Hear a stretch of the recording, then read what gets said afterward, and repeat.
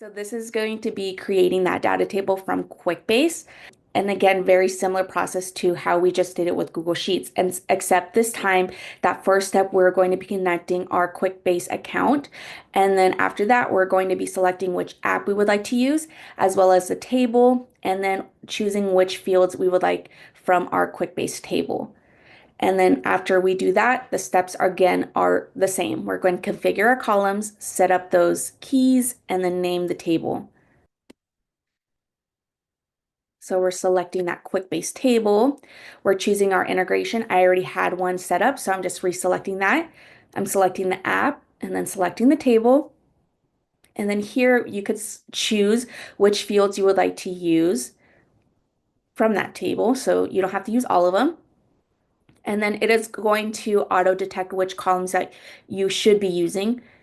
And they all look great. So I just went ahead and reselected that or went to that next step.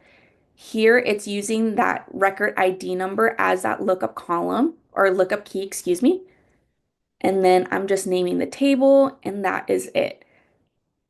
So now I created a data table based on my Quickbase table. So I'll go ahead and show you how that would look like. And there it is. I only had one record, but that's how it imports all that data from Quickbase over.